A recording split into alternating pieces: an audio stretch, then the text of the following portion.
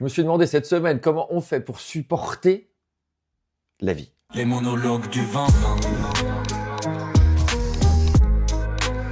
Les monologues du vin. J'ai la tête farcie, les gars. Farcie. Quand je dis les gars, c'est une expression. Parce que si je dis j'ai la tête farcie, les filles, ça fait un peu Charlie's Angels, tu vois.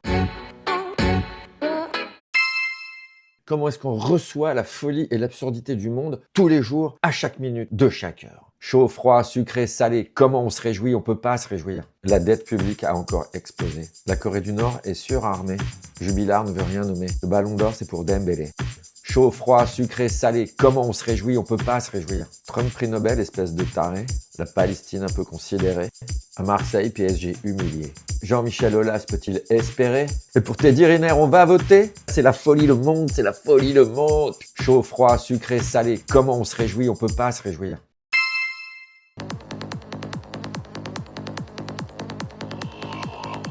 Et je n'arrête pas de regarder ces vidéos de danseurs africains qui dansent comme des oufs. Ils ont les jambes qui dansent en accéléré. Il y a le haut du corps qui bouge pas. Tac, tac, tac, tac, tac, tac. Mais le truc, c'est qu'ils perdent leur froc.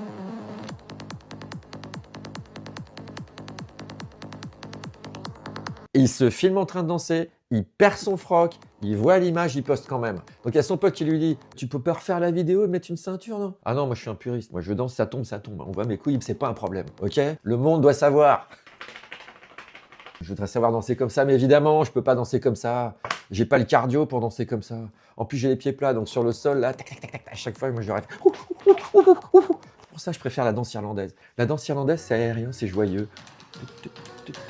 Et le rythme est quand même plus calme. Quoique, attention, faut pas déconner. Alors oui, les Africains dansent plus vite que les Irlandais, c'est ça la morale de l'histoire. Mais au moins, les Irlandais, on voit pas leurs couilles. Cette semaine, j'ai rencontré une biologiste qui est experte en biomimétisme. C'est fascinant. Elle analyse le comportement des animaux. Il y a un animal qui est quand même très rigolo, c'est le lycaon. Tu connais pas le lycaon? Eh ben, le lycaon, pour prendre les décisions, il éternue. Tu vois les images, il est là.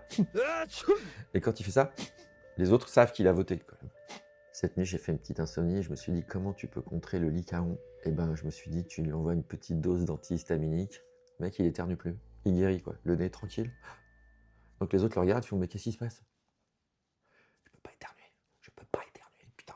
Il fait semblant, merde. Oh non, Denis, t'es nul en éternuement. Après, si tu balances une bombe à l'antihistaminique sur toute la tribu des lycaons, plus personne ne peut prendre de décision parce que tout le monde a le nez débouché. Je pense que les dirigeants français sont des lycaons. Qui là, ils font tous semblant d'éternuer. La métaphore, elle est tellement belle.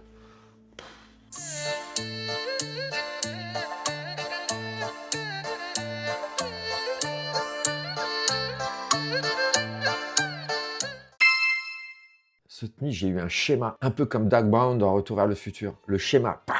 Je sais pourquoi on n'est jamais totalement heureux. On va dire que ça, c'est moi, mais c'est vous, quoi. L'être humain, au milieu. Dans ma tête, j'ai des pensées permanentes sur mon fils, sur ma fille, ma compagne, ma maman, mon ex, mes amis, mes collègues, mes voisins, mes clients. J'oublie qui? L'argent, la santé, le climat. Si c'est pas la météo, c'est au moins le global warming. Global warming. Le sport, ton poids, ton sommeil, travaux. Là, on est juste au début d'un gars qui réfléchit avant même d'avoir allumé la radio. Bah attends, ouais. Et Internet. Tu te lèves le matin, t'as tout ton réseau de problèmes et la radio et l'internet qui sont pas encore allumés. Je me lève, je passe en revue. On en est où déjà? Je suis où? Ah ouais, j'habite là, je suis. Ouais, c'est ça. Je vois qui je suis. Et ensuite, je me dis, bon, mon fils, il en est où? Alors à cette heure-ci, ouais, normalement, il dort. Oui, j'espère. Et tout, je regarde. Message, non. Ok, ma fille, elle en est où? Ok, ma compagne, qu'est-ce qui se passe? Mon ex, un peu moins, évidemment. Ma mère, elle en est où? Oui, je la vois quand je déjeune. Oui, d'accord. Le sport, est-ce que j'ai bien payé mon abonnement? Merde, le mec me répond pas. Tu te lèves et la circulation se fait immédiatement d'un dossier à l'autre à une vitesse vertigineuse.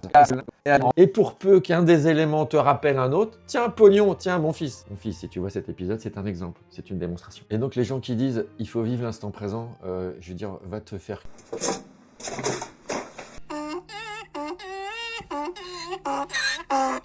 L'instant présent, c'est une somme de connexions d'emmerde possibles. Et donc on dit, c'est quoi le bonheur? Le bonheur, c'est ce moment extrêmement rare où tous les éléments de la connexion sont au vert, ce qui n'arrive jamais. Jamais. T'imagines la statistique pour que les 15 dossiers aillent bien en même temps? C'est impossible. D'où le besoin que nous avons tous, nous les êtres humains, à intervalles réguliers, de se barrer. Pour supprimer les connexions, ne serait-ce que pendant quelques jours, c'est cruel. C'est peut-être égoïste, mais c'est le seul moyen de survivre pendant quelques heures ou quelques jours. Et vous avez bien remarqué qu'au fur et à mesure de cette explication, je n'ai pas intégré la radio et l'Internet, où tout d'un coup, vous êtes submergé par un flot immense d'informations qui viennent tout polluer. Parce que si c'est la Troisième Guerre mondiale, vous pensez immédiatement à toutes les répercussions qu'il va y avoir sur votre fils, votre fille, votre compagne, etc.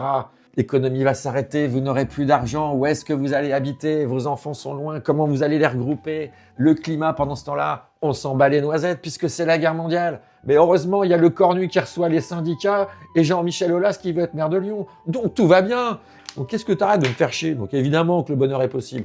Évidemment. Tout ça, c'est une question de point de vue et de danse. Les monologues du vent. Les monologues du vent.